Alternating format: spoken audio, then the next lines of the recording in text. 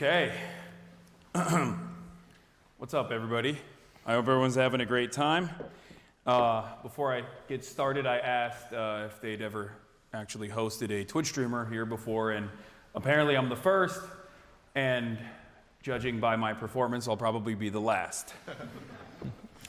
I don't really know why I'm here, but or what I can contribute to the conversation in terms of the ongoing genocide in Gaza that has unfolded over the past year and a half almost, that many other more credible speakers could speak to convincingly from a point of personal involvement and a position of authority. Having said that, however, I'm going to try to do my best here. This august body has seen some of the best minds inside of its halls, and now it's hosting a Twitch streamer. Ladies and gentlemen, I stand before you following the footsteps of intellectual giants as nothing but a simple man who understands right from wrong, and sometimes that's all that matters. In the words of my friend, the late great Michael Jamal Brooks, there's nothing complicated about apartheid. The morality of it is clear. If the roles were reversed and a captive Jewish population of 5 million people were being systematically starved, sieged, and dominated, everyone would understand what's going on. Its ancestral lands being destroyed, everyone would understand what's going on. So in his words, it's not a complex issue. It's super simple. It's the most powerful country in the Middle East. It's backed by the United States, the most powerful country on the planet, and it acts on another population of people with total impunity, and is never held accountable for anything. Well, I guess some things are changing in that regard, and we'll get to that in a little bit. But there is no symmetry in this relationship, period. That's what Michael Jamal Brooks said. So I see no need for obfuscation, no arguments for complexity, no reasoning for preemptive genocide. Israel is an apartheid state, and its inception was a violent one, with the forced displacement of 700,000, which gave birth to a settler colonial entity that continues to dominate the lives of more than 5 million Palestinians under its illegal occupation, totaling 15 million Palestinians around the globe that are permanently displaced. Its demographic concerns, Israel's demographic concerns, are never seen in the same lens that we view nationalist and fascist projects of the past. It also happens to be one of the most impressive nationalist projects the world has ever seen, from the revitalization of Hebrew as a language to finding a nation state for a revolutionary people who had been historically oppressed, victim to countless pogroms and the Holocaust. Israel could have been a story of success and overcoming great odds, except its inception was built around a lie, that this was a land without people for a people without land. Albert Einstein called out that lie early on as well. 10 years before the inception of Israel, Einstein described the proposed creation of the state as something which conflicted with the essential nature of Judaism. He warned against the violence of Menachem Begin and many other early Zionist militias. In 1948, Einstein and a number of Jewish academics sent a letter to the New York Times to protest against a visit to America by Menachem Begin. Menachem Begin also was never able to actually come to the UK either for his involvement in previous bombing campaigns as well. In this letter, they denounced Begin's Herut, Freedom Party, likening it to a political party closely akin in its organization, in its methods, political philosophy, and social appeal to the Nazi and fascist parties. Einstein understood the dangers that nationalism of this sort presented. After all, he had fled Nazi Germany. Nowadays, this sort of analysis is met with tremendous resistance. Given our comforts living in the heart of empire, we focus more on the feelings of those in the West rather than the violence that our tax dollars are contributing to. But I want to go back to the beginning for a little bit, which helped me understand the ways in which Israel's violence has remained unchecked, especially because the similarities in the contemporary way that Israel has dished out its violence are glaringly obvious. I want to talk about the atrocities committed in Deir Yassin, the former Palestinian village a few miles west of Jerusalem. I say former because in April 1948, over 100 of its Arab residents were executed, ruthlessly slaughtered. There were graphic stories that were told of some of the survivors, including but not limited to having a baker and his son lined up against the baker's oven and trying to force the baker to throw his son in the oven. And when he refused to cooperate, throwing his son in the oven and then throwing him in afterwards. The only reason why we know is because there were survivors that were left to tell the story. So they could go and tell the other Arab villages that if the Zionist brigades were coming, that they must evacuate. The massacre was committed by Zionist forces. Radical right-wingers led the attack, but were supported by the Haganah, which later became the IDF. But Deir Yassin was not an isolated massacre. It was a pivotal moment. Deir Yassin helped convince the Arab governments to fight Israel. People fled their towns and villages, fearful that what happens at Deir Yassin might happen in their towns. 700,000 people never allowed to return to their homes. Palestinians call this the Nakba. It's also known as catastrophe. But this wasn't just the fog of war. The Nakba was, in the words of historian Ilan Pape, a master plan for the massive expulsion of Palestinians, also called Plan D or Plan Dalet. Hundreds of thousands were expelled before Israel's so-called War of Independence had ever started.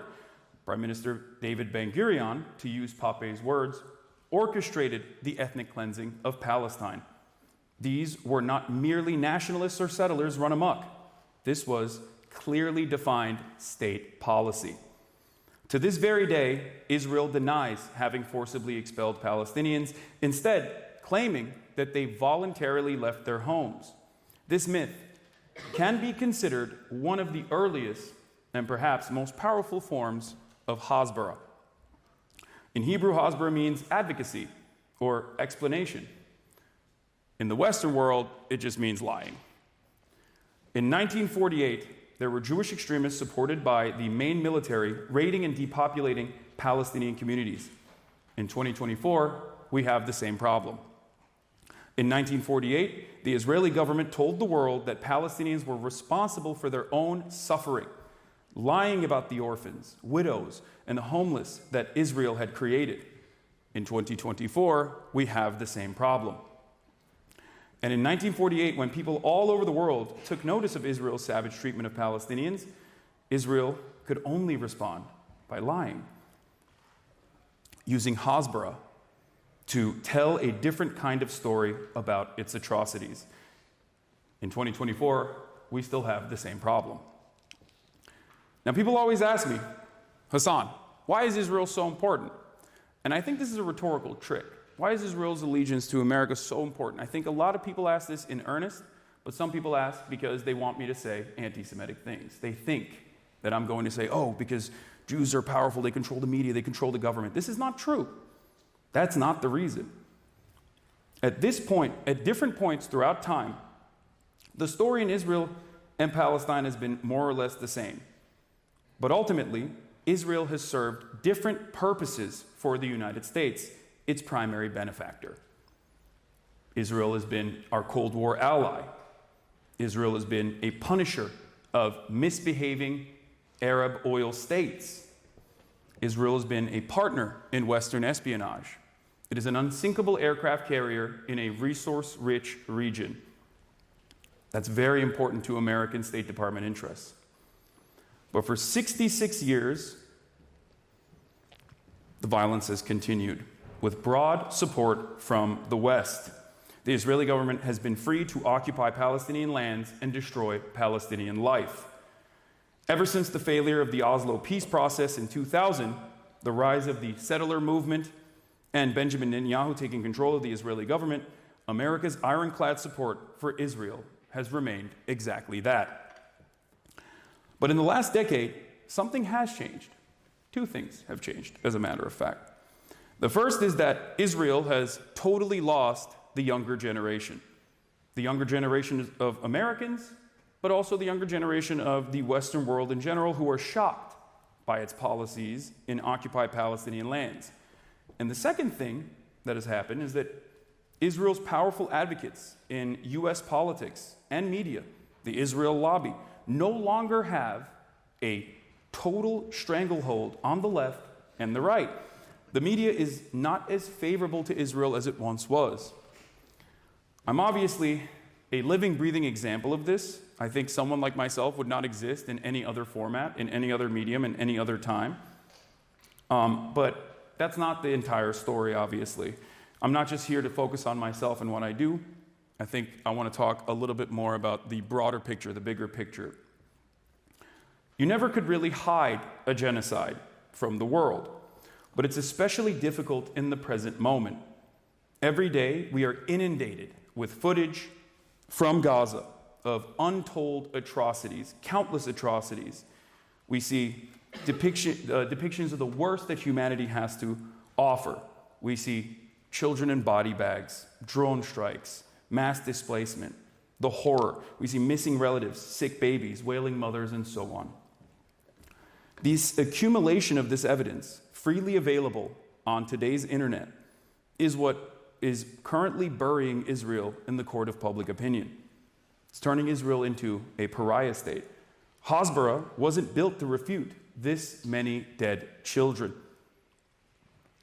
Israel was really bailed out in the media in the past because of how slow the establishment press was to recognize the atrocities that are unfolding.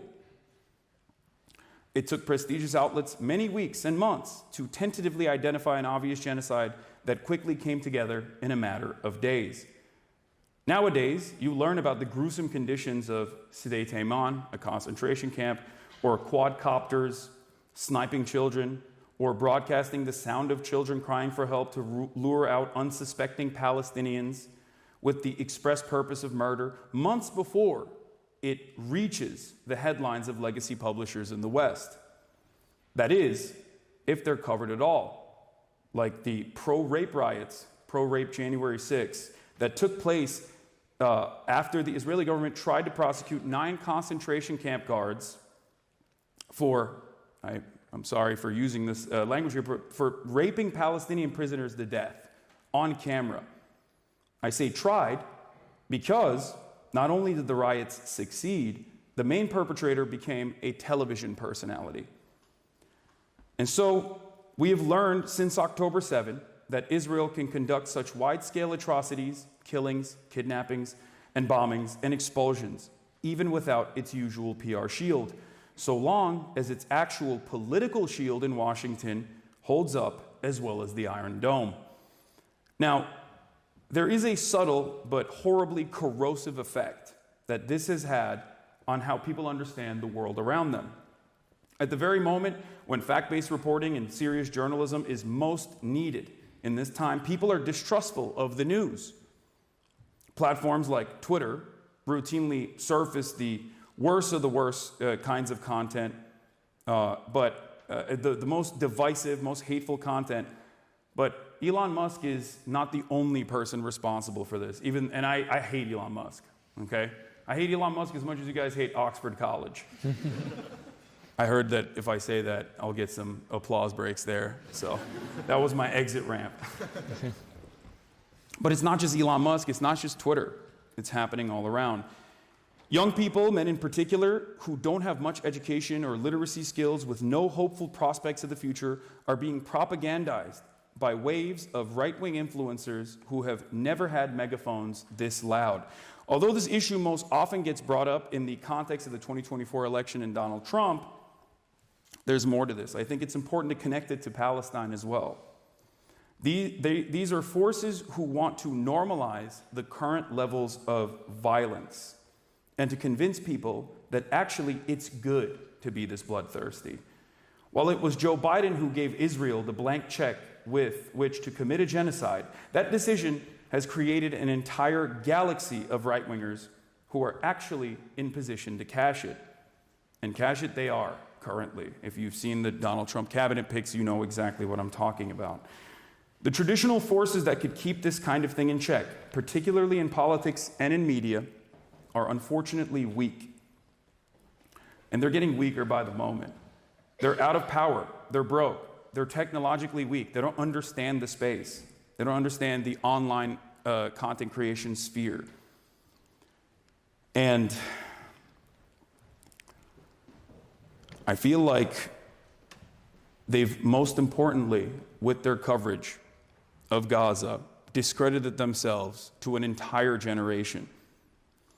It seems right now that those people who genuinely desire for a better future, who want an alternative to the genocide, will have to start looking amongst themselves, looking within themselves, their friends, and away from the mainstream if they want to help bring something like justice into the world. So I stand before you as a man who simply wants some semblance of justice for the Palestinians. I urge you not to lean into nihilism and succumb to helplessness, because you do not need the academic pedigree to know right from wrong. All you need is your moral compass. As someone who has seen the Palestine question evolve over my past 10 years of public advocacy, I never would have imagined international organs demand legal restitution from America's most valuable asset. After all, there are decades where nothing happens, and there are weeks where decades happen. Thank you.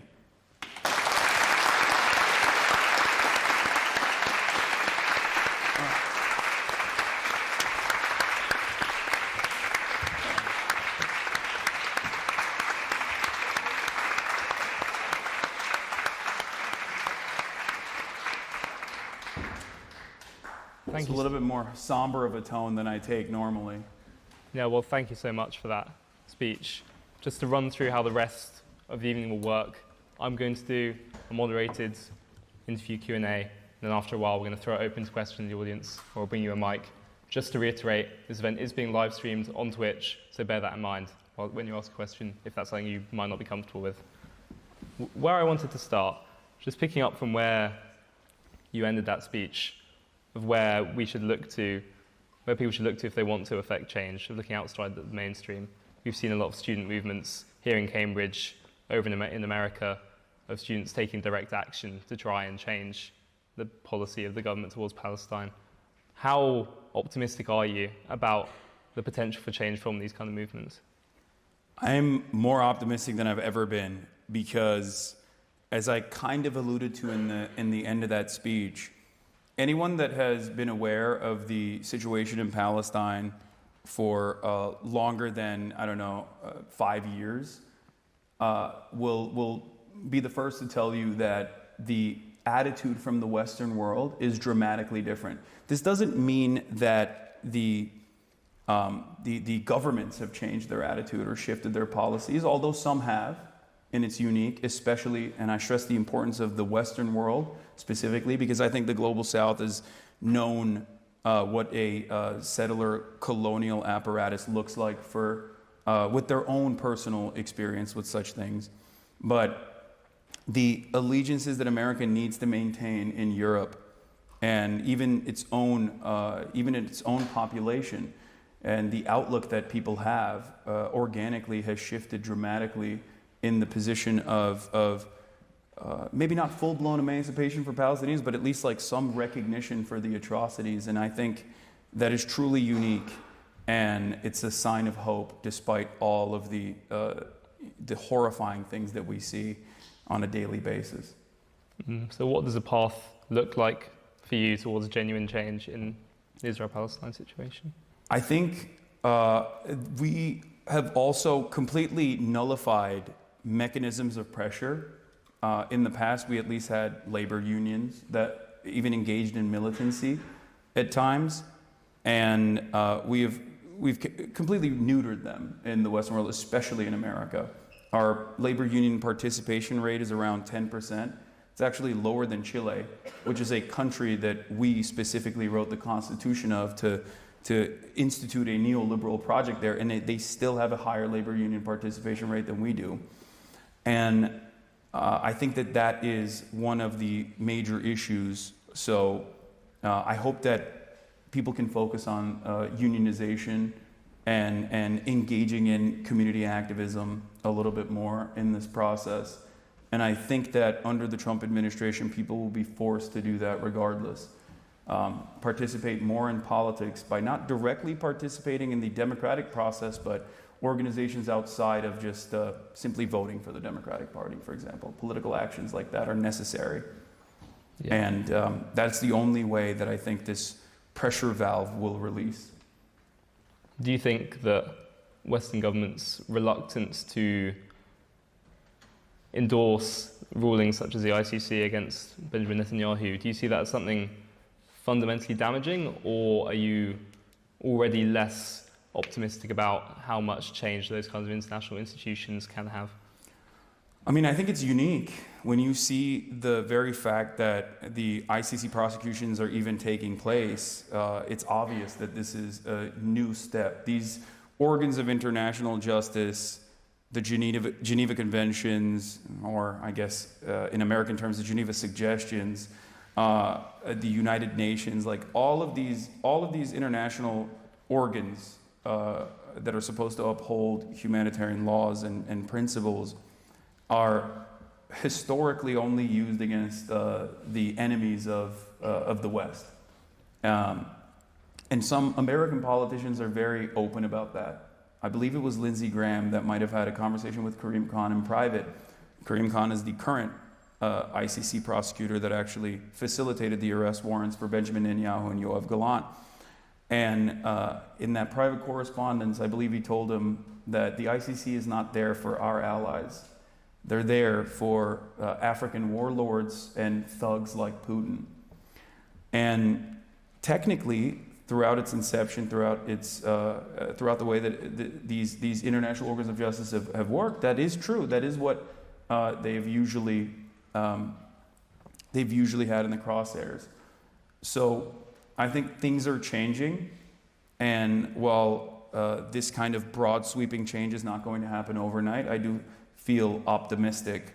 And ultimately, there is, especially if there's continuous pressure from the public against the governments, that inevitably they are going to have to succumb to that pressure, or they're going to have to become more militant and maybe even more fascist in an effort to quell the naysayers, the people that are protesting against the government. We've seen a little bit of that in America in the way that our campus protests were packed up. There were prosecutions that took place, which is very unique in a country where we are supposed to be the bastion of free speech. But I think all of that resistance only causes people to grow more and more angry. And there's only so much a government can do when there's enough people that say this is inappropriate, it's done.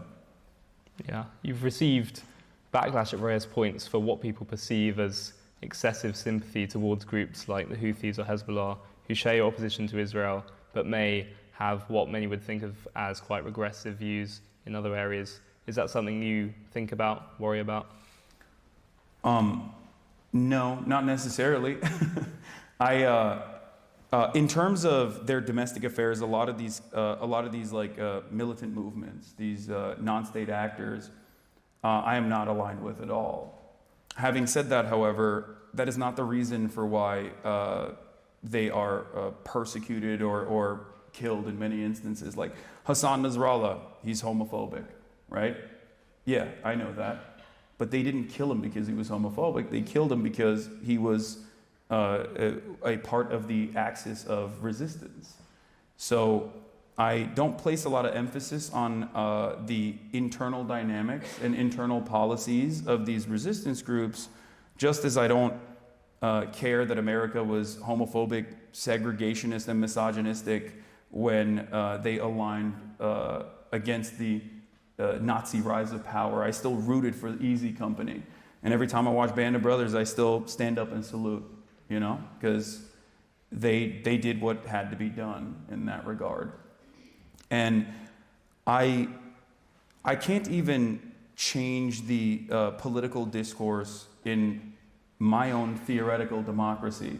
So I feel like the hypothetical conversation that we're having about the civil governance of these militant groups is simply to just say, well, they're bad too. They're bad too. They deserve punishment.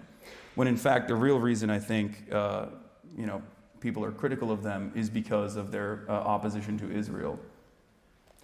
I mean, I'll take it one step further.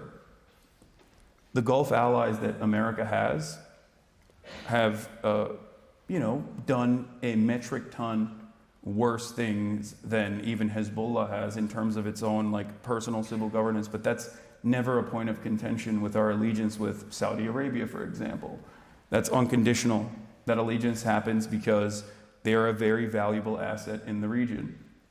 They're a client state. We give them unlimited weapons. They sometimes use those weapons on Yemen. And that dynamic is never called into question because I don't think that honest State Department employees care about that. They care about their goals in the region. Aside from domestic political change in the US and across the West, what do you think a permanent, stable solution looks like in the area that is currently now split between Israel and Palestine? So this is, I have a rather controversial opinion on this, I guess, but I take note from the likes of Avi Shlaim, who have also evolved in their understanding of Israel-Palestine and have found themselves in the one-state solution camp, and I'm definitely there as well, because the settlement expansion project that happened, that coincided with the so-called peace process, made a two-sovereign state solution virtually impossible. Either you have to forcibly expel 750,000 settlers from both occupied East Jerusalem and occupied West Bank, which is not only impossible, but would be very violent.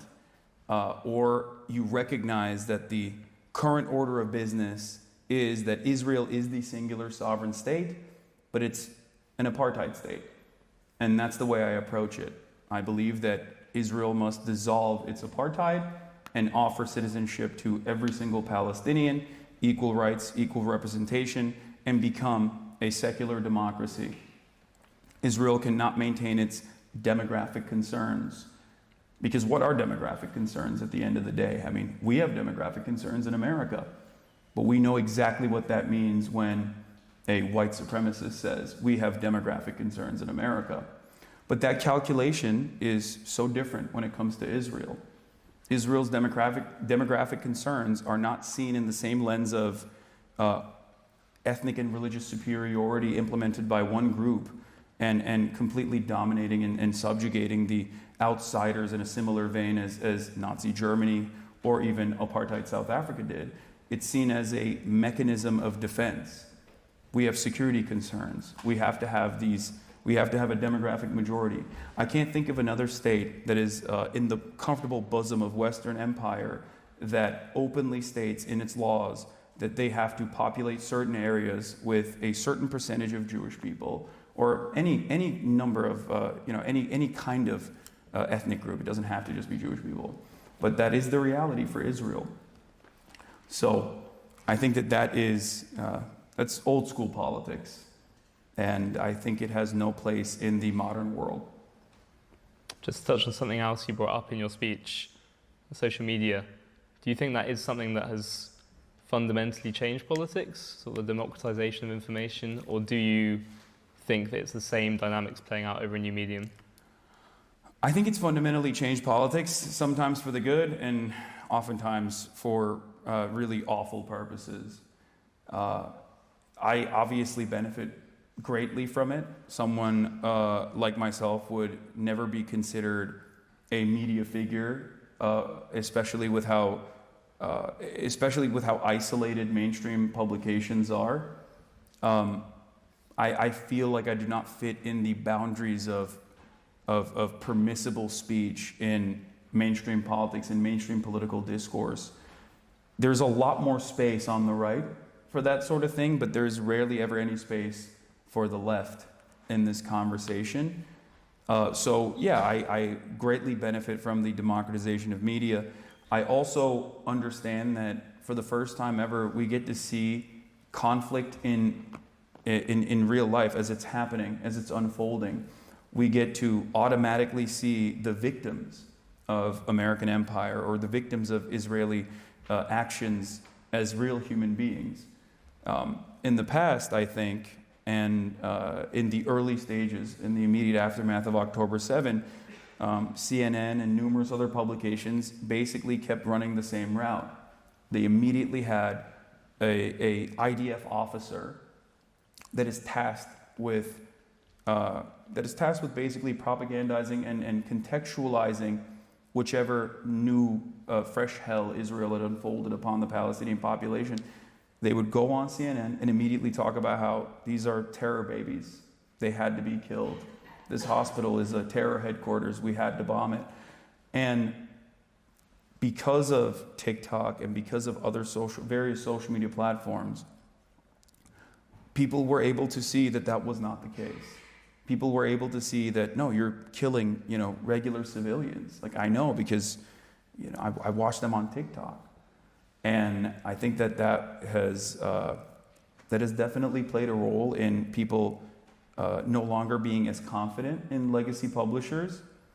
But there's also the downsides of the democratization of media, whereas people with whichever mindset can go on and do something that we like to call grifting, where you saw a lot of this during COVID, where people were just straight up saying, mainstream narratives on COVID are all false. COVID is fake. It's not real. The vaccines make you gay and autistic. Don't take the vaccine. And there was plenty of space for that. Like, some people were actually selling their own personal products and trying to monetize on this. But other people were simply doing it because there was a lot of interest in this. There was a market for fake information. And I don't know how to deal with that. I guess spirited debate is one method, but when the faucet is so when the faucet is open and it's uncontrollable, when there's so much disinformation, I truly don't know how you deal with that. How do you see your role within that new space? Is it more of an activist, more of a journalist, an entertainer, or some kind of mixture of the three? I would say a mix of the three. I don't call myself a journalist. I'm a political commentator. But first and foremost, my goal is to be educational, but also be approachable and appealing and entertaining.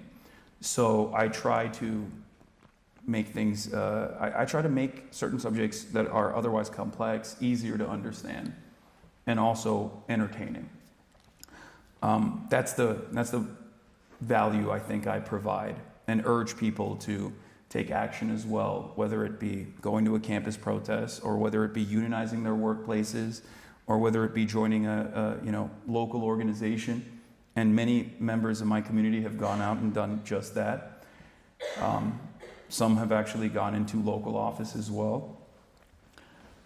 But outside of that, I also try to combat the misinformation as well, because there's a lot of that out there. I try to hold people's hands through the process of looking at the news.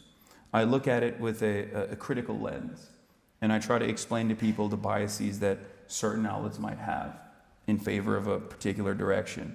Omitting key details, burying the lead. Something that a lot of people, I think, are now familiar with is passive voice. This is something that Americans, at least, are very knowledgeable on. Whenever there's any instance of police brutality, the media always makes it seem as though this chaos unfolded on its own. I think mainstream presses utilize the passive voice for all actions that Israel is engaged in as well, quite a bit. Bullets enter the leg of Palestinian. Like, who shot the Palestinian person? Like, how do we get here? I try to explain to people why there are some editorial controls in this regard. But ultimately, I rely heavily on mainstream reporting. I have wonderful friends in these institutions, these outlets that do a tremendous job, and I still greatly value objective news reporting. I wouldn't be able to do what I do without it. Yeah, no, it's very interesting what you say about the passive voice. We actually had the head of the BBC here a few weeks ago and asked him about that, and it's obviously something they think about, but it's obviously up to you how you interpret where that comes from. You did an interview actually on CNN recently where the concept of you being the left's Joe Rogan was brought up, which is something you're quite dismissive of. Yeah. Because you think... Because I'm not bald. That's what it is. That's the only difference, of course. You think it's more about policy. It's not about the left finding a Joe Rogan figure. It's about the Democratic Party changing its policies. Yeah. Do you think is that the right kind of analysis we should take when looking at Donald Trump's election victory, as opposed to policy over sort of the more ephemeral stuff, the media communication? Yeah, I think absolutely. I think Donald Trump represents a shift in attitude towards these institutions that people are obviously very upset about. And one of the major gaps in communication for the Democratic Party was their position as the defenders of American institutions. And it's very obvious, and this is maybe a little bit scary to contend with, but Americans don't care about these institutions. They don't give a shit. They just want the price of eggs to go down. They want housing to be more affordable. And if one side is at least looking at the anger and frustration that people have and saying, you're angry and you're valid to be angry, and you're angry because of marginalized people, you're angry because of the establishment, you're angry because undocumented migrants have actually taken your social safety nets, and the other side is simply saying, no, you shouldn't be angry, things are good. It's a vibe session. The economy is actually not that bad. Shut up. You had marginal improvements in your life. Why are you complaining? Then yeah, people are going to be like, I'm angry, and that guy at least recognizes that anger. And I think that's what Trump did very well. It wasn't because he's like, he's a policy wonk or anything. Of course not. But at the very least, there was a recognition of the frustration that people had. And then he was able to channel that anger and frustration at appropriate targets that, especially in a country like America, have always been under attack regardless. And that's what's very frustrating about this process, because Democrats should technically have the right solutions to these issues. But if they also are zealots in terms of advancing this neoliberal project, this third-way neoliberal attitude unconditionally, yeah, they're going to end up losing over and over again to increasingly more right-wing charlatans like Donald Trump. Yeah, I know there's a lot of commentators around the Democratic Party and sort of observers here in the UK who would question that characterization of the Biden presidency in particular as unmitigated neoliberalism. They would point to, the Build Back Better Act, the Inflation Reduction Act, the infrastructure spending, the student loan stuff. They would argue, there's an argument that exists that Biden did all that and he still lost, so why does it matter? Why do you think that's wrong? I think that's wrong because this is something that I saw on Twitter that is just like has burned into my consciousness at this point. But if you see a homeless person and you chuck 2 pennies at them, technically their material wealth improved by 2 cents. They had 0, now they have 2 cents. But the homeless person yells back at you, says, fuck you, throws the pennies back. Why is the homeless person angry at me? I actually improved his material wealth by a dramatic percentage.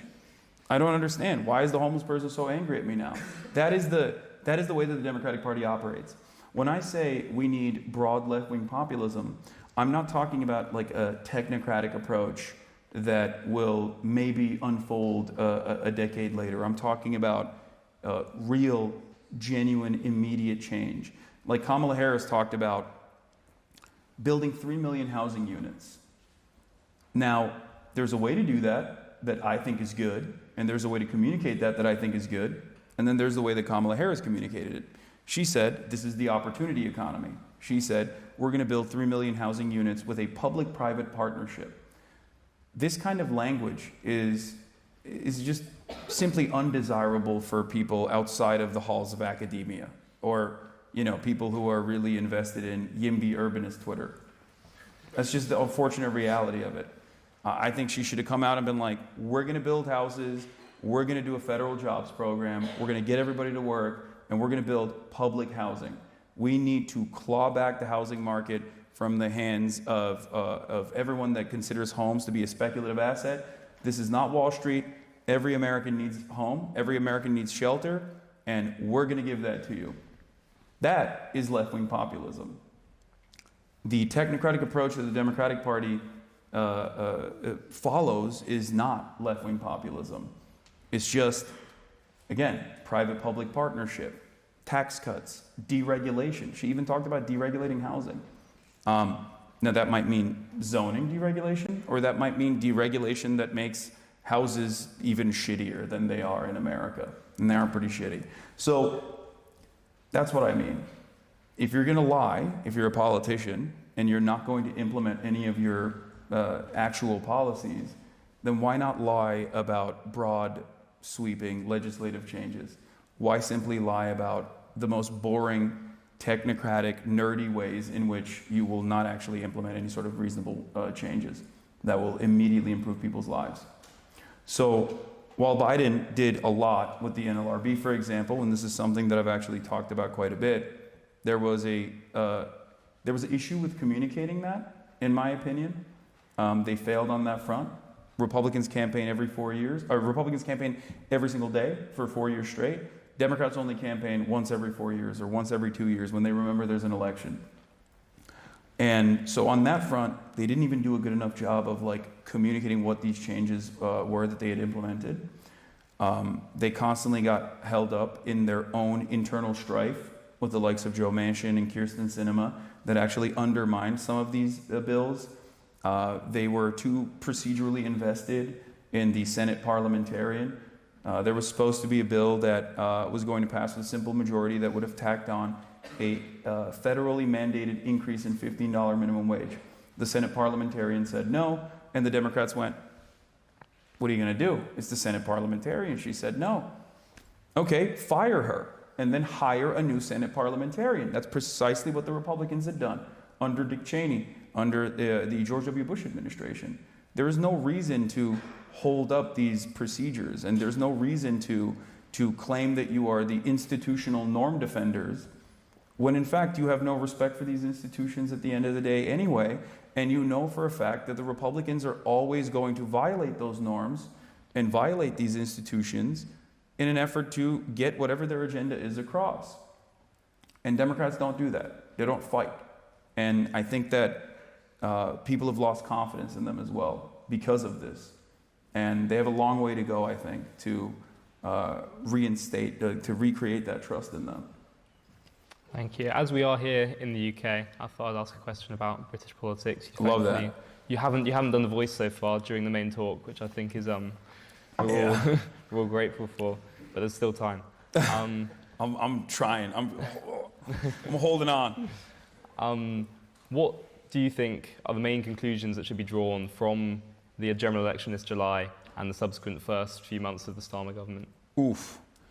I said this originally. Obviously, Keir Starmer, also known as Keir Stalin, he was slated to win. The Tories had the incumbency disadvantage that everyone experienced all around the globe, pretty much, with the exception of Mexico.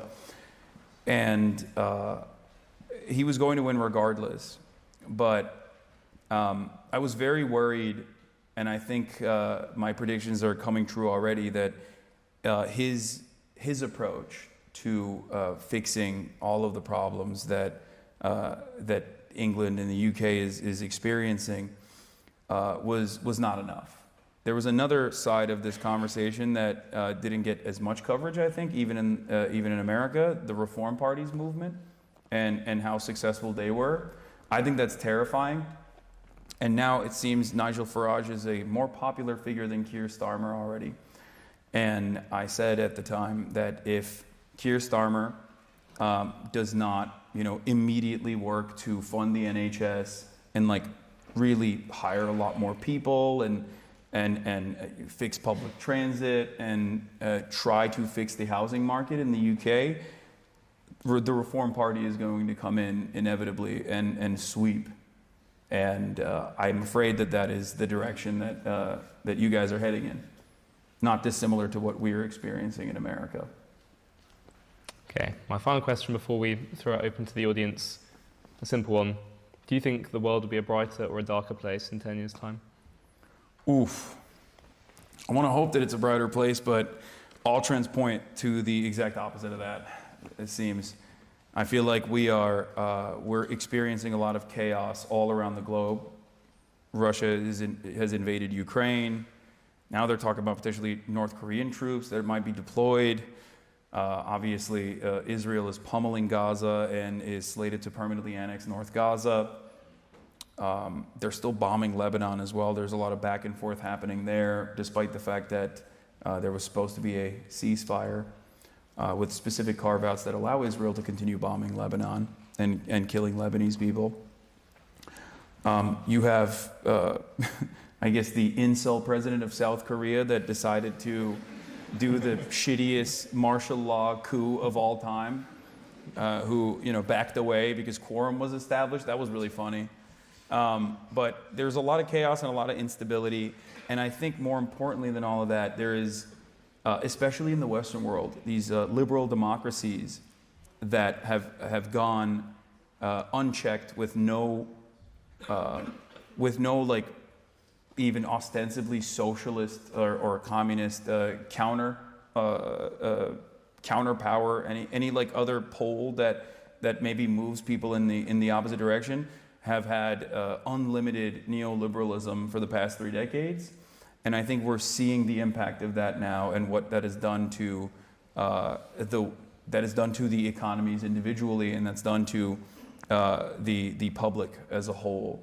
Like I think that a lot of people do not have a lot of optimism for the future, especially our generation and younger, and the economic anxieties that they experience, if left unaddressed, if left unexamined, is going to continue building the otherwise nascent fascist movements that we've seen in many Western European nations and even Eastern European countries as well. You have the AfD in Germany, you have the Reform movement here, you have Marine Le Pen's party in France, Meloni is already in power in Italy, and it's happening globally. You have Donald Trump in America. Like, these guys are all ideologically aligned on the boundaries of nationalism. And I'm very fearful about the prospect of the future, especially when there's no mechanism of pushback. And in all of that instability, I think, at least historically speaking, fascism has always been a means to reinstate control, to institute some stability and control. And that's a terrifying prospect for the future. Not to be too much of a downer, sorry. Thank you. Okay, so now it's time for some questions from the audience. If you just stick your hand up and then wait till we get a mic over to you, then you can ask your question. We'll go just here. Yep, let's stand up. Hi, I'm Sadiq. I go to Down College. I've been a fan for a number of years. I just wanted to ask, what's your view on the Global South's prospects going forwards? Because obviously we hear news about their constant domination by the West. What should we be optimistic about when looking at the Global South? I mean, I think, all things considered, the prospects of the Global South is definitely trending in a more positive direction than the rest of the world. And I think that has somewhat to do with Chinese initiatives as well. They're offering more favorable loans. They're engaging in development because they're interested in creating a secondary market, because everyone understands that, like, the next stage of the Cold War is most likely going to be the United States of America against China. And if the tariff faucet opens up, all of a sudden you need other developed markets to be able to sell products to. So in that process, I think a lot of people are, I guess, hedging their bets. They're leveraging against American dominance. And this has been somewhat prosperous for the Global South, but I don't I don't necessarily know where it goes in the next 10 to 20 years, but it's not that bad, all things considered. Should we go on the front row here? Hi. First of all, I'd like to thank you for your moralness of your arguments, and I think most of can agree that the people who perpetrated these crimes to Gaza should face full course of justice. But I do struggle to see in your arguments actual moral consistency or constancy. How you just talked about the Houthis, for example, sure it's disturbing, not only for me as a gay man, but for other gay men, when you dismiss things like the murder of tens of people at the hands of the Houthis as a mere internal issue. It strikes me that that doesn't seem very morally consistent. And likewise, I think some of your remarks on Gaza have been troubling for many women. As you know, in the October 7th massacre, the Hamas forces who entered not only know that hundreds of teenagers are ranged, but also from the United Nations, committed a pattern of sexual violence, targeting many of the most vulnerable women, including people who were taken hostage. It strikes me to win this argument and to actually provide justice for the causes you seek about, you need to be morally consistent. And you need to understand that there's universality in our values, where we must think about women and think about gay people, no matter where they are. And I'm wondering, what has been the most helpful advocate you call this? Great question. So, in terms of the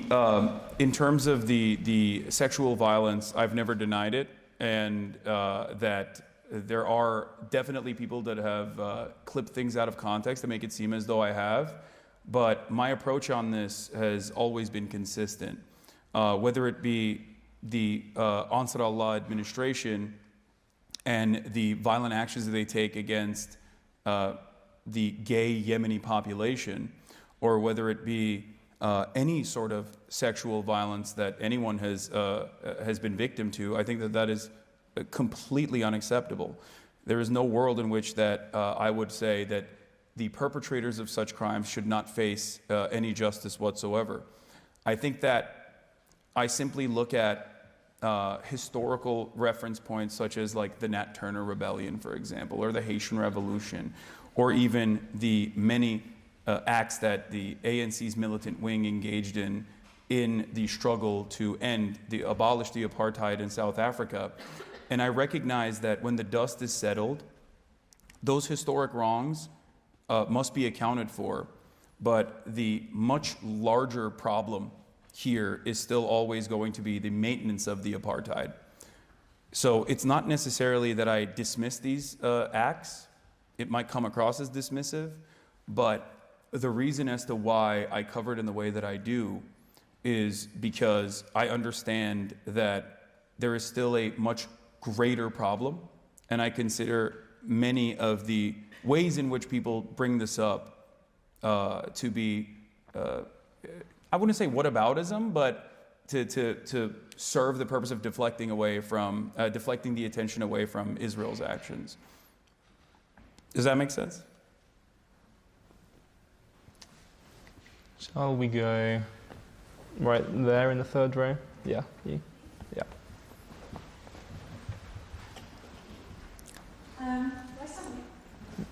It's up to you. Hi, I was struggling whether or not to ask this question, but potentially following with what was just asked. I do appreciate the work that you do to the left, and I don't want to diminish the extent to which you advocate for people's general rights to dismiss sexual bullying. However, I think as a political matter, so you have been embroiled in policy, monitoring your use of that word in your personal life, which you abuse. Yeah. I support making safety and autonomy of sex workers priority. I don't use criminalization of women who take part in this kind of labour. But if we are to accept the premise that all work is ultimately coercive and that sex work is work, which should be both do agree on that. Mm-hmm. Then what is the word of using society for coerced sex, right? And secondly, do you accept that the hedging of that sex workers are fully consenting is perhaps naive, especially insofar as when fixing your background. He's in a tricky situation that's incomparably enhances the degree of suffering undertaken, like in terms of a woman engaged in sex work, for example, to her there's options. No, absolutely. You're absolutely correct in terms of the extra coercion that might take place, and in many instances it is a very real problem. But I think that my approach to this has always been, first of all, I've dated sex workers as well. I'm very public and very open about my advocacy for sex work. In terms of the moral dynamic of it, yes, I understand that there is a difference there as long as people are voluntarily, as adults, consenting to the act. And the only way, I think, to ensure that that is the case is to not only destigmatize sex work in general, but also make sure that there are proper mechanisms in place to ensure that this is a safe process, that people are not engaging in this act involuntarily. So I understand your concerns. This is something that I've talked about with many sex workers, both on my stream and outside of that.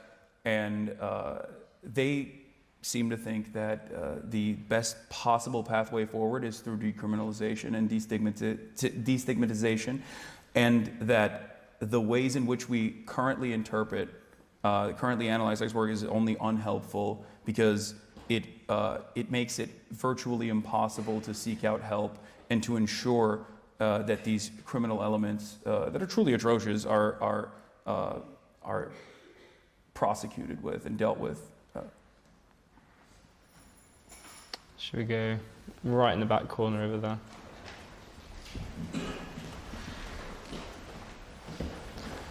Trinity College is the largest and by far the richest college at Cambridge. It built over £2 billion worth of wealth through all the nefarious means you'd probably expect, including continued investment in arms companies like Elbit Systems.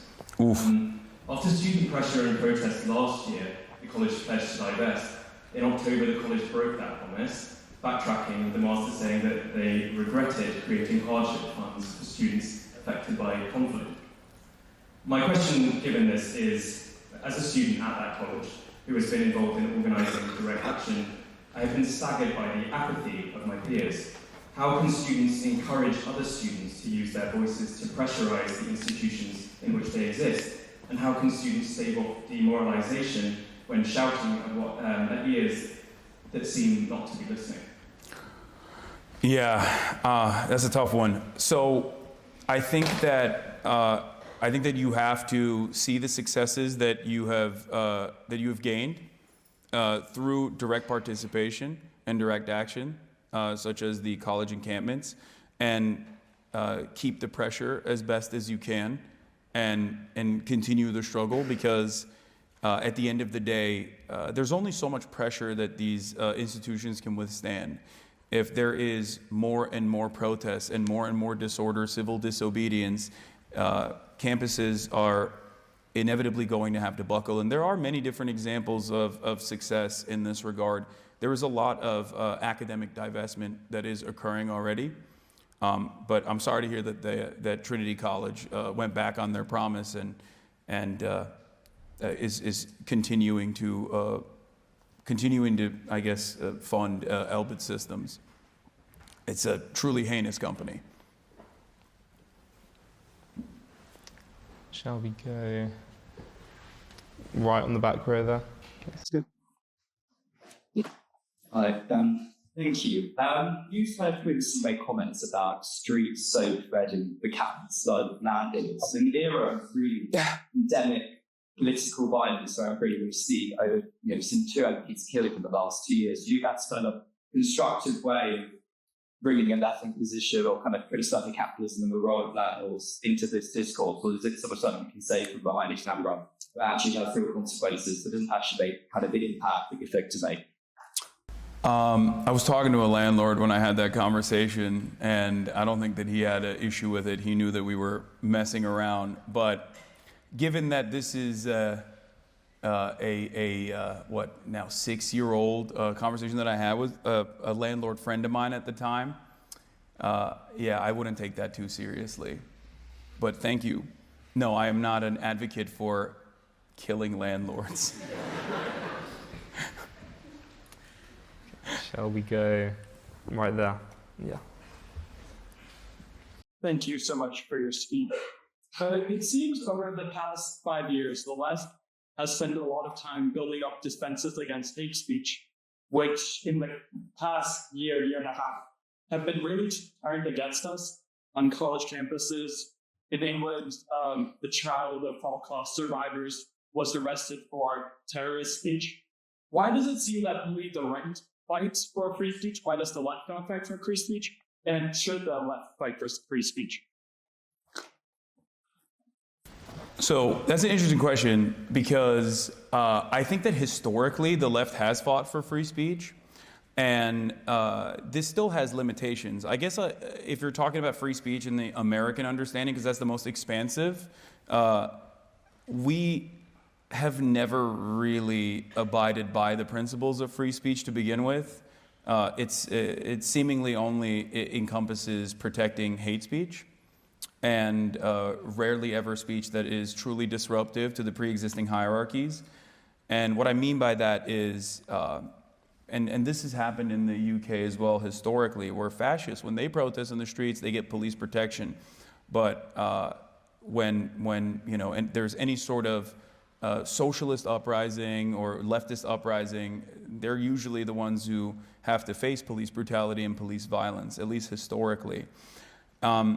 America, like I said, has the most expansive free speech protections, and yet in 32, if I'm not mistaken, it might be 36 now, states in the United States of America, you actually have to sign a pledge if you want to become a school teacher in the state of Texas, for example. You have to sign a pledge that says you will never engage in BDS, boycott, divestment, and sanctions on the state of Israel, which is, once again, a formerly successful initiative against apartheid South Africa. That's where BDS comes from originally. And yet we have these very obvious restrictions on free speech when it comes to Israel. I think that ultimately the notion that there is free speech absolutism is somewhat silly. It's never really existed. And I think that there are well-established boundaries that many people agree to across the board. Like, there are certain kinds of freedom of expression that obviously should be considered criminal. Child pornography, for example, like that's not protected under free speech. And some places are more expansive, others are not. But ultimately, I think it doesn't really matter. There's no real champions of free speech absolutism. That doesn't exist. I guess maybe like with the exception of Noam Chomsky, I've rarely ever heard anyone make a convincing free speech absolutist argument that is genuine. It's just not something that the right believes in. That's why they have been able to portray themselves as champions of free speech in an effort to get away with hate speech without any consequence whatsoever, because free speech doesn't mean that there should be any sort of freedom from consequences. And yet they have positioned themselves as champions of free speech while simultaneously, in the United States of America at least, right-wing groups are responsible for book bannings, books being pulled out of libraries all across the country. They very successfully launched an initiative against what they consider to be CRT, critical race theory, woke DEI policies and the like, and they have truly undermined free speech and free expression, and also just like a normal education about American history. And they've been doing this very successfully while simultaneously pointing the finger of blame at the left. So I think ultimately we just have to be reasonable about it and understand that there are very real limitations to such things. And when people cynically try to regulate free speech with honest parties that are involved in spirited debate, then you can shout them down a little bit. You can tell them, no, that's not the case. I think one very clear example of this is the conversation surrounding Israel-Palestine. In America, we censured Rashida Tlaib. She's a Palestinian congressperson. We censured her in our Congress because she said, "From the river to the sea, Palestine will be free." This is an emancipatory slogan that I think people cynically claimed was anti-Semitic and censured her. No such censures exists for the likes of Tom Cotton, who very famously wrote a New York Times article demanding that Black Lives Matter protesters be violently squashed by the military. Tom Cotton has demanded that pro-Palestinian protesters and environmental activists be killed for protesting and blocking roads.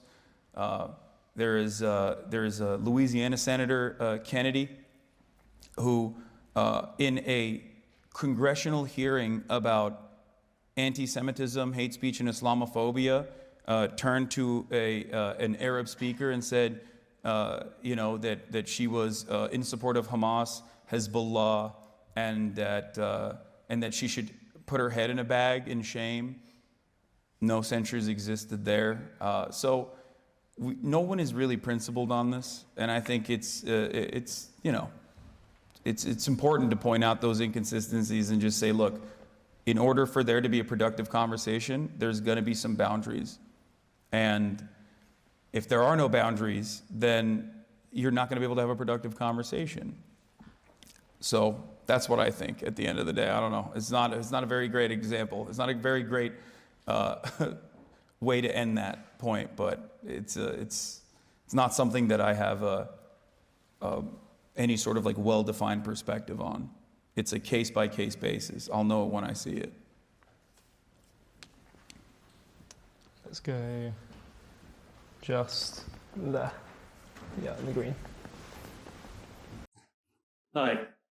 Considering the success of right-wing initiatives across the West, how do you think these will impact the way in which left-wing speakers conduct themselves? And do you think we will see left-wing politicians engage in maybe more centrist policies, or perhaps engage in the type of rhetoric we see from the worst of their right-wing counterparts?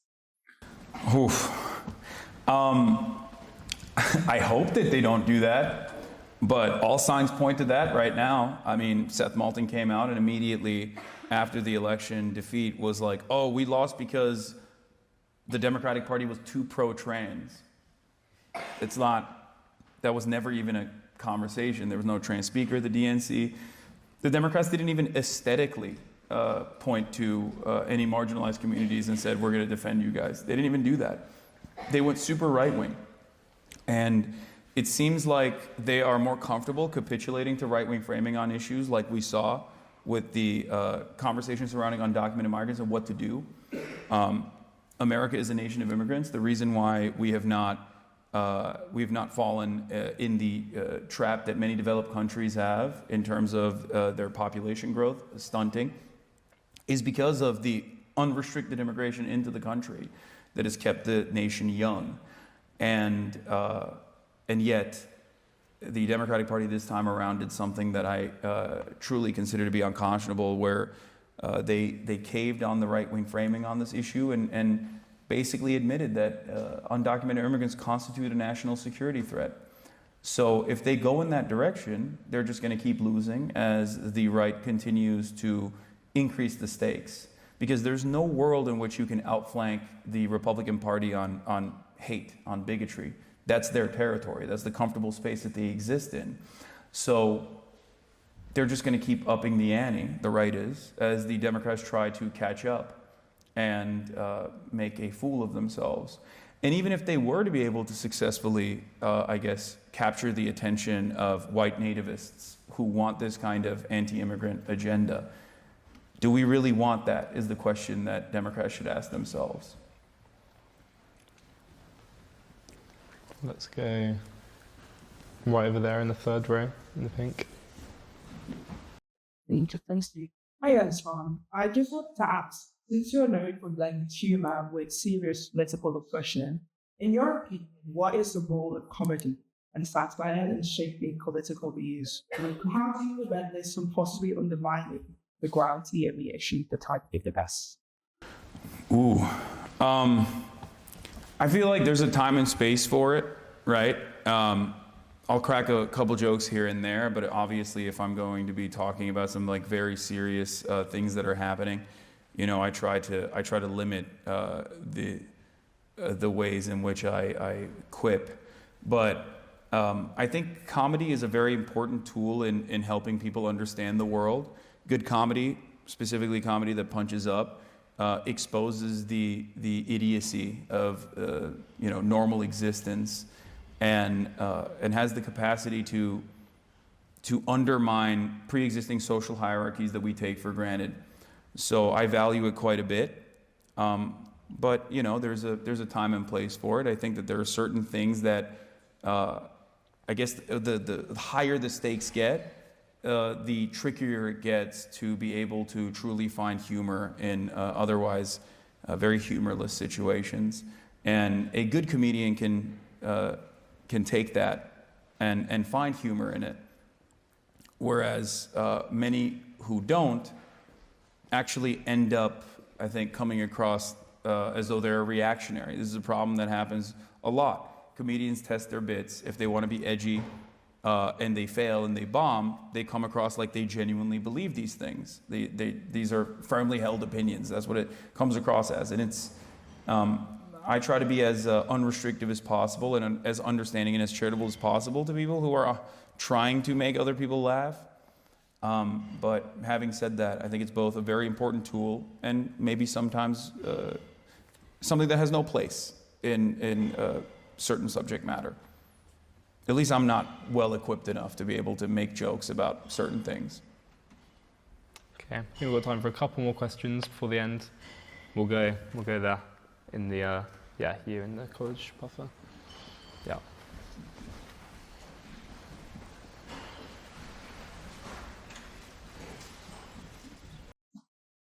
Hello. I'd like to ask you about your consistency when it comes to Russian and Ukraine. Basically, you take some reasonable parts from it. Talk a lot about especially the policy diaries or lack of when disagrees. Russian annexation of Ukraine, you quote say, boggles my mind. Crimea belongs to Ukraine. The way you talked about, it's who should own Crimea, said Ukraine, but you secret that of Mongolia. No. I said Crimea belongs primarily to the Tatar population, which is historically... Greece, Russia... I said Greece. I said Turkey and Greece. That was a joke. I don't think, for the record, I don't think Crimea belongs to Turkey. Just so you understand. Maybe you didn't get it. But I don't think that that's valid. The other question... Go ahead. In addition to this, when you asked for your opinion on the ceasefire, you mentioned Boris Johnson as the reason for why it failed, even though Boris Johnson's arrival was the ninth vehicle. And then Lavrov mentioned these are out of vehicles in the ninth vehicle. And Lavrov brings up sending the 7th vehicle. When that happens, the Ukrainian demands are unacceptable. A ceasefire to the East will run that. So the question is, why do you flirt so much with Russian narratives when it comes to Russia and Ukraine? So in terms of Russia's annexation of Ukrainian territory, I think it's wholly unjustifiable and inhumane and very cruel. I've made that very clear time and time again. As far as the ceasefire negotiation, I believe you're talking about the 15-point plan that was discussed in Antalya, if I'm not mistaken, at a time when Ukraine had maximum leverage in comparison to where it is now. And there is no inconsistency in that narrative, especially because I was a champion of a ceasefire for Ukraine very early on, just as I am a champion for ceasefire in Israel-Palestine as well. Because first and foremost, I think what we have to do is stop the bleeding. And I thought that the Ukrainian leverage at the time was much better. And I actually celebrated Zelensky for engaging in this conversation in a very meaningful way, where even trickier demands that he could have made that would have been tricky for the Ukrainian population to accept, he was conciliatory on, where he wanted to push the Crimea question back to a referendum 15 years in the future. And I think that that was a very solid way to potentially try and stop the Russian onslaught. Now, make no mistake, I don't believe that Russia was going to be committed to the ceasefire negotiation either. That much I made clear as well. But the point I always stressed was, ultimately every conflict ends with treaties. And that the quicker you can arrive at that position when you have the most amount of leverage, the better it will be to save the lives of countless people in Ukraine. And I believe, unfortunately, that is what has happened. In terms of Russian posturing on the ceasefire process, you mentioned Lavrov. Yeah, they have the same political pressures, maybe not to the same degree as Zelensky does, But they have the same political pressures. They have to posture. They have to make themselves look strong. I think ultimately what matters is what you leave on the table and what you come to terms with. And one thing that I stressed over and over again for people who kept saying, this is appeasement, at the time, this was years ago at this point, was that if the ceasefire process falls apart and if Russia continues to bomb Ukraine, then you're still back to square one. So nothing technically changes with the exception of a period of stability. So I am always going to be in favor of trying to maintain any sort of treaty or any sort of ceasefire in general. Same with Lebanon and same with Gaza. So I don't think it's inconsistent at all. Okay, and we will take one final question. Let's go right all the way at the back in the corner over there.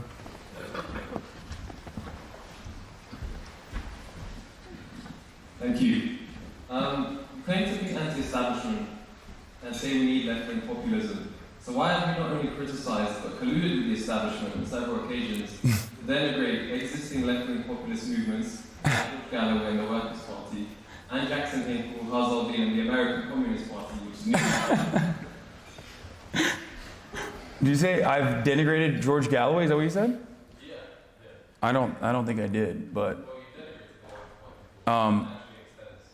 I don't think I've done that. But as far as the American Communist Party, more power to them. If they're able to successfully mobilize, then that's great. Do I trust Jackson Hinkle, former Hasanabi head, to not be a federal agent and be genuinely invested in the uplifting of the working class all around the globe? Time will tell. I think if someone is going to occupied Ukrainian territory and then posturing alongside the Russian forces and then freely traveling back to the United States, I'm gonna look at that guy and go, maybe you're a Fed. Okay, that's not. I'm just saying, that's my red line. Usually, there's a lot of infiltrators. There's a lot of infiltrators that historically have tried to undermine any kind of leftist mobilization, and I think that's a pretty valid red line for me, at least. Like it goes beyond reasonable disagreement when when you are positioning yourself as someone who is going to be against America at every step of the way. Many people that have come before you in this great deliberative body have criticized me for even misunderstanding my positions and saying that I am a unconditional anti-American commentator. But I think I'm a little bit more reasonable than that. For me, if you go to occupied Ukrainian territory to do propaganda for the Russian government, which is not a socialist government at all, and it's a autocrat-backed plutocracy that is engaging in completely unjustifiable actions and engaging in slaughter of people. I think that's, and then you were freely able to travel back to the United States. I'm gonna be like, oh, this might be a Fed. Okay, we're gonna have one more. We're gonna squeeze one more extra in after that one. Let's go right here. Yeah.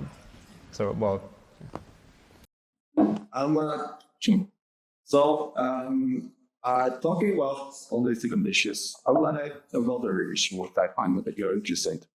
You're widely considered a champion socialist. Yeah, for us. I saw that you were traveling here first. Well, from his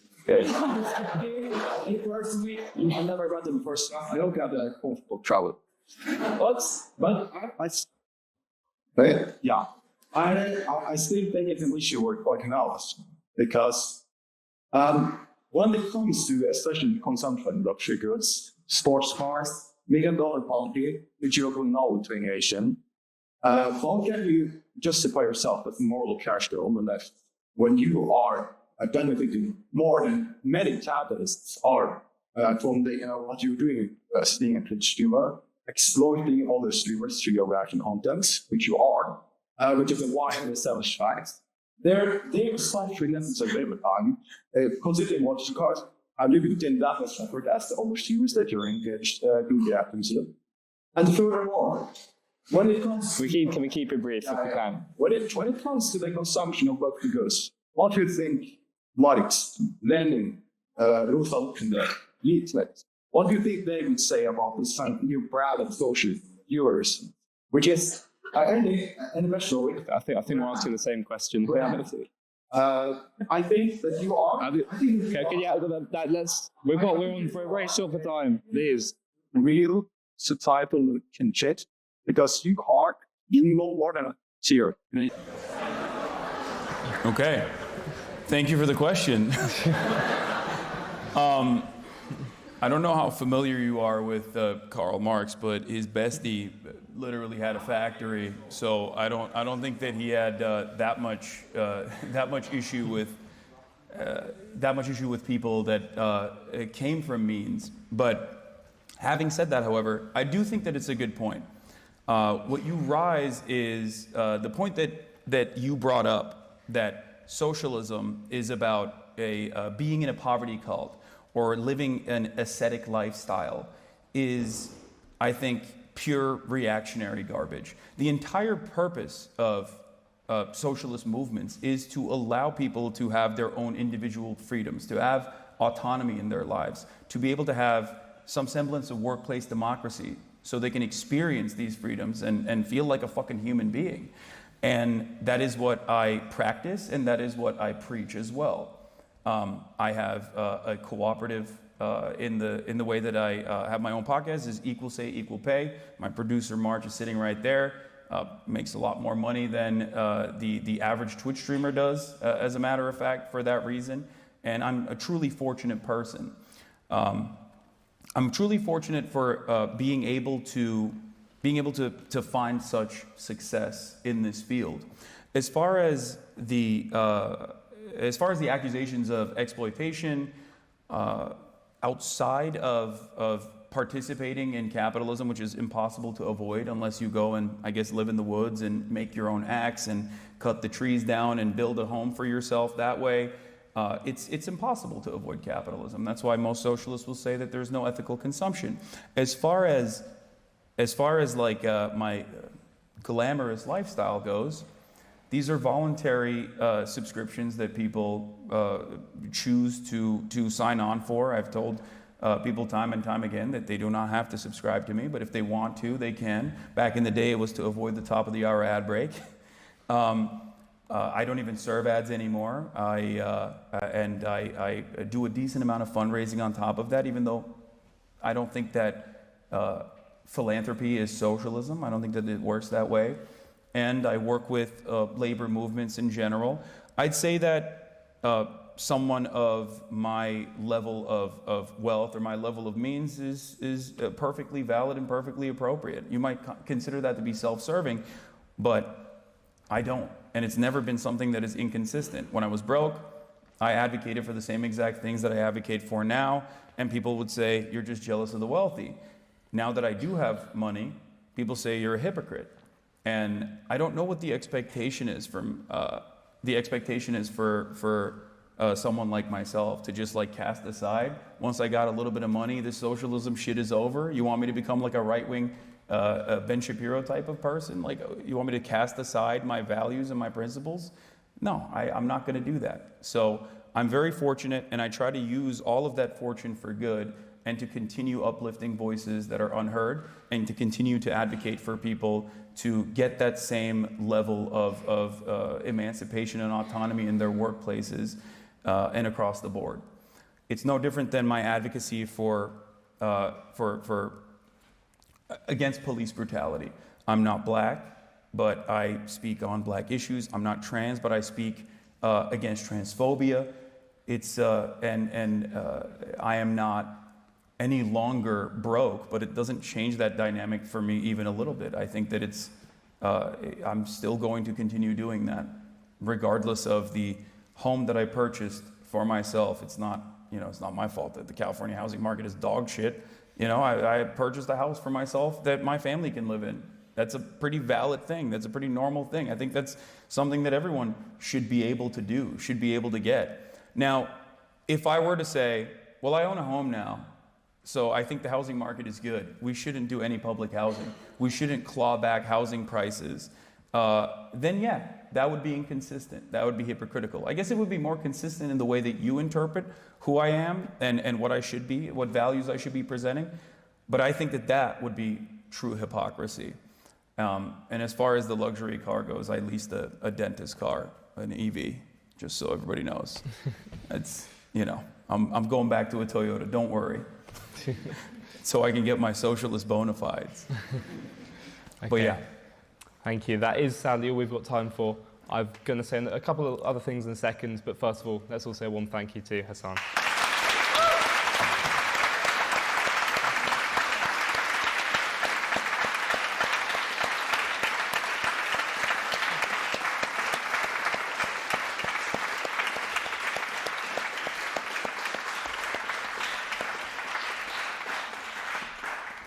So for those of you in the room, tomorrow we will have our final debate of term on the motion, this House believes the West is hypocritical towards China.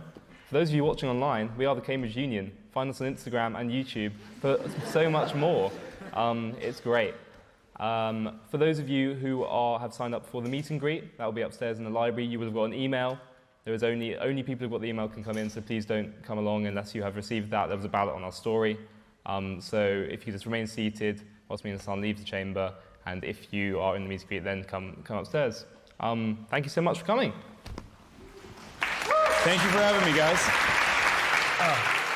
Thank you.